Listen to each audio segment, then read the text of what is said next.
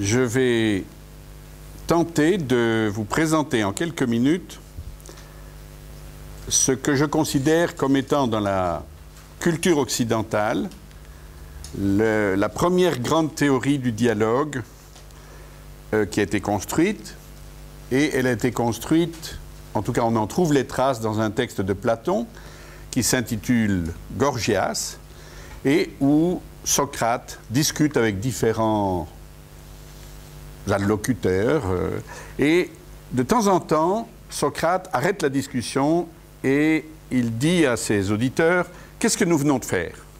Il métacommunique.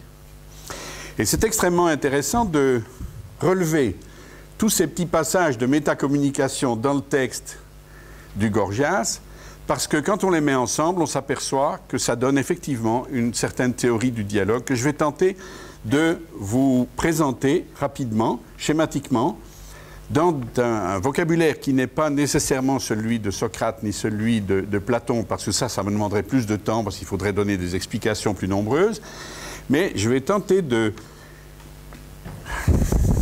schématiser, je dirais, un certain nombre de pièges dans lesquels souvent ce que nous espérons être un dialogue peut se fracasser, ou on peut dire que ce sont des risques du dialogue. Alors il y en a 7. En tout cas, je les résume dans une liste de 7. Le premier piège, c'est de ne pas savoir exactement ce qu'est un dialogue et de confondre, par exemple, le dialogue et le confort communicationnel. Parce que j'entends parfois des gens qui disent « Ah oui, on a bien dialogué. » Ah bon, et qu'est-ce que vous avez trouvé ? Trouvé. Ben oui, enfin, personne ne s'est disputé, il n'y a pas eu de crépage de chignon, c'était bien, tout le monde a parlé, on était de bonne humeur. Oui, mais de quoi s'agissait-il? Oh, de toutes sortes de choses. Ben non, ce n'est pas un dialogue. Pas un dialogue au sens de Platon, en tout cas. Hein? Maintenant, chacun est libre de parler comme il veut, pour autant qu'il se fasse bien comprendre, ça ne me dérange pas, mais en tout cas, au sens de Platon, ce n'est pas un dialogue, c'est ce que j'appellerais, moi, du confort communicationnel. Comme Naoum nous l'a expliqué, et au fond, je reprends un tout petit bout de son exposé pour un peu l'élargir, le mot dialogue, vous avez dia, le préfixe dia, et puis logos en grec, logos qui a au moins 15 significations différentes, mais ici, on va dire que c'est la parole, pour simplifier. Ça peut être le discours, ça peut être la raison, la proportion, la mesure, beaucoup de choses. Et dia, ça veut dire à travers tout jusqu'au bout. Alors, étymologiquement, en grec, un dialogue, c'est aller à travers tout jusqu'au bout, par la parole, et uniquement par la parole, à l'exclusion de tout rapport de force, de toute intimidation, de tout chantage, de toute séduction. C'est aller jusqu'au bout seulement par la parole. Bien. Premier piège, donc, c'est de ne pas exactement savoir de quoi il s'agit et de se lancer là-dedans comme ça. Et c'est très fréquent. Moi, je vois ça souvent quand j'ai le plaisir de faire des supervisions. Hein, il faut qu'on résolve le problème de Jean-Paul. Puis il y a 6 personnes autour de la table. Puis si on écoute bien, il y a 6 problèmes de Jean-Paul. Comment voulez-vous qu'on en sorte pour faire avancer le problème de Jean-Paul s'il y en a 6 et qu'on ne s'en rend même pas compte? Donc le premier piège, c'est ce que j'appellerais la dispersion multisubjective, si vous voulez. C'est-à-dire, bon, un dialogue, c'est en fait une recherche qu'on mène à plusieurs, mais c'est une recherche dont l'objectif, dont la question devrait être formulée de commun accord, quitte à ce que ça prenne un bout de temps à la formuler. Mais si c'est une recherche commune, à partir d'une question qui n'est pas partagée, comment voulez-vous que ça fonctionne? Ça ne peut pas fonctionner, même si ça peut donner le sentiment d'un très bon confort communicationnel, comme nous aurons certainement au Lausanne-Moudon ce soir. Hein? C'est très important entre les humains, le confort communicationnel. La lubrification sociale par les 5 à 7, les apéritifs, etc. C'est très, très important, mais ce n'est pas nécessairement du dialogue. Deuxième piège, celui-là, vous le connaissez très, très bien, c'est les préjugés. C'est ce s'enfoncer dans ses préjugés. De toute façon, celui-là, il n'y connaît rien. Entend-on dire de tel ou tel. Ou de toute façon, on sait d'avance ce qu'il va raconter. Ben écoutez, si on commence comme ça, on n'est pas non plus dans le dialogue. Le dialogue suppose, non seulement au premier point, une recherche commune clairement identifiée, mais deuxième point, le dialogue suppose une bienveillance mutuelle des différentes personnes qui y participent. C'est-à-dire une bienveillance, ça veut dire que je suis convaincu, si je participe à un dialogue, que toutes les personnes qui y participent, y compris moi-même, il ne s'agit pas de s'auto-dévaloriser, nous avons quelque chose de pertinent à apporter pour la résolution du problème. À toutes sortes de niveaux différents, ça on verra plus tard. S'il n'y a pas cette bienveillance, on n'est pas dans un dialogue. Troisième point, parfois dans ce qu'on appelle dialogue, il y a des gens qui parlent tout le temps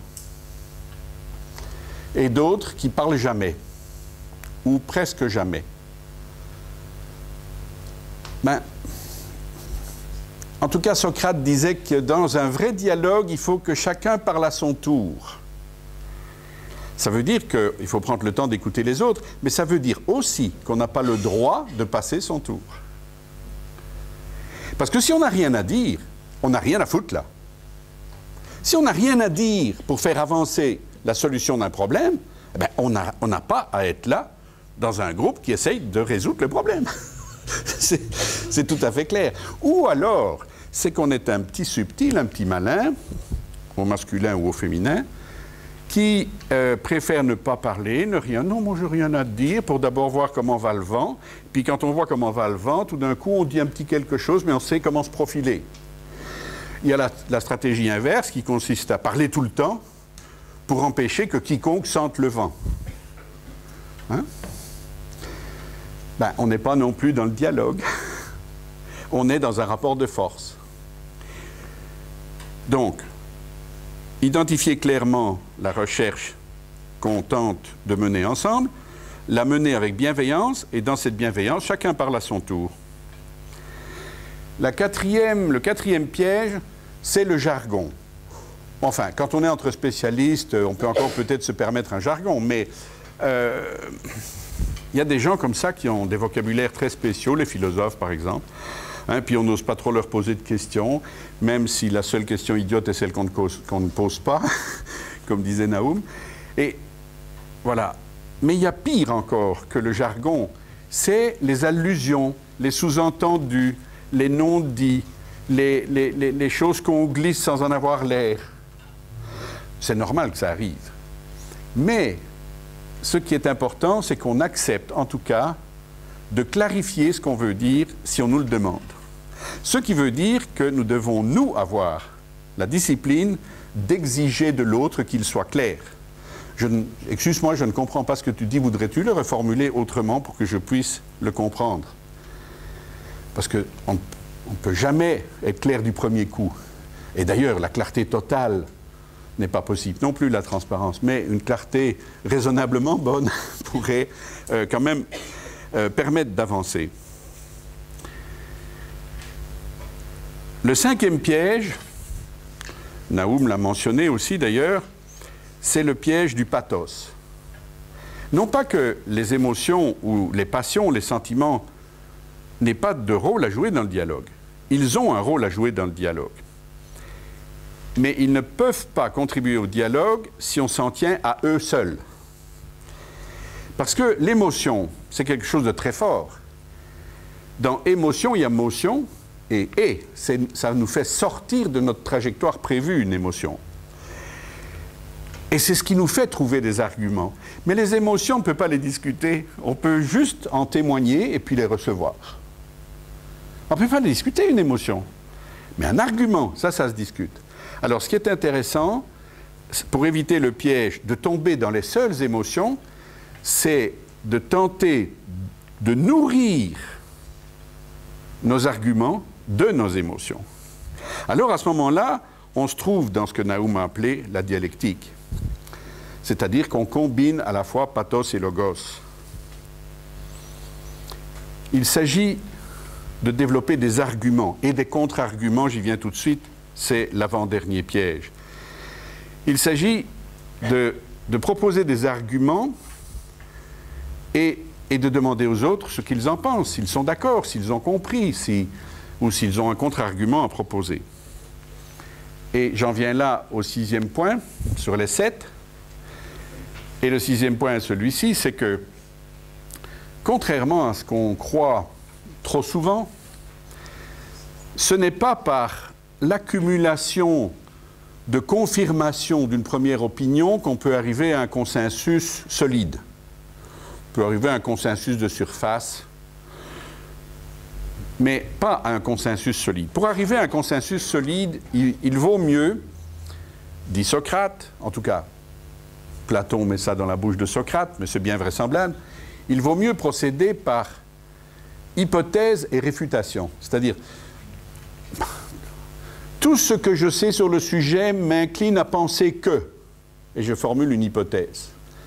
Et puis ce qui est très intéressant pour faire avancer la recherche, c'est que quelqu'un lève la main et dise « Ben écoute, c'est très intéressant ce que tu dis là, mais moi j'ai une information que tu ne sembles pas détenir et qui vient complètement réfuter ce que tu dis. » Alors ça c'est emmerdant. C'est emmerdant parce que, surtout s'il est midi moins le quart,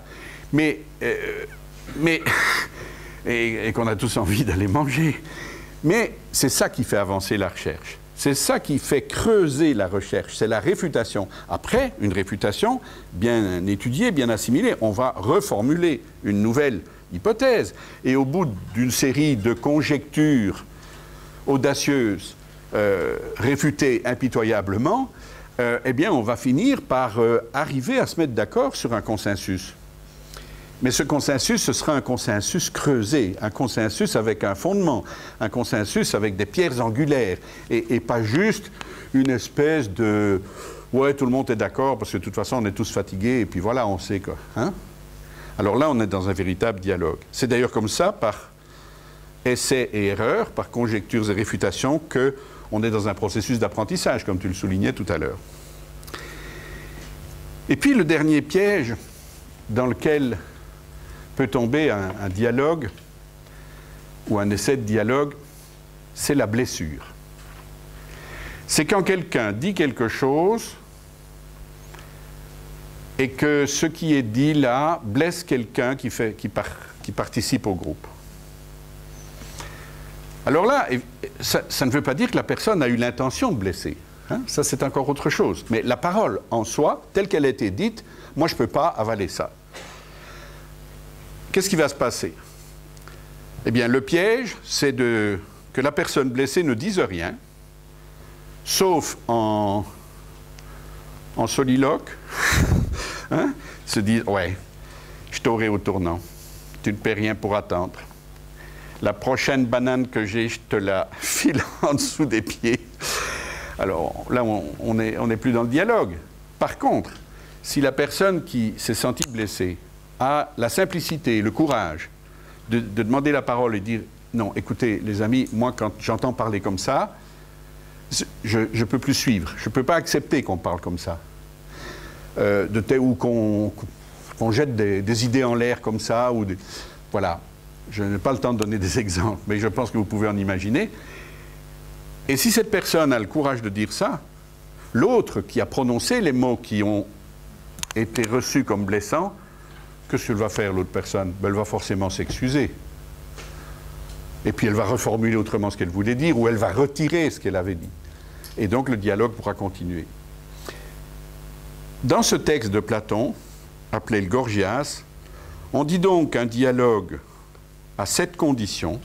Il faut que ce soit une recherche commune clairement identifiée, menée avec bienveillance, où chacun parle à son tour, avec la plus grande clarté possible et toujours en acceptant de clarifier au mieux son point de vue si d'autres le demandent, en échangeant des arguments enracinés dans des émotions, mais pas seulement en se jetant des émotions à la figure, en procédant par conjectures audacieuses et réfutations impitoyables du point de vue logique, et finalement en nous déliant nous-mêmes des blessures qui peuvent circuler. C'est-à-dire, l'attitude serait de dire tu vaux mieux que le bourreau qui m'a blessé, et moi je vaux mieux que la victime que j'ai été. Alors si l'un et l'autre, nous valons mieux que le rapport bourreau-victime, eh bien, nous pouvons nous délier de ce rapport et continuer le dialogue. Le dialogue, c'est soi et l'autre dans l'espace intersubjectif, comme Naum l'a superbement rappelé. Et ce que je viens de vous résumer ici, c'est une des versions possibles d'une méthode du dialogue. Merci de votre attention.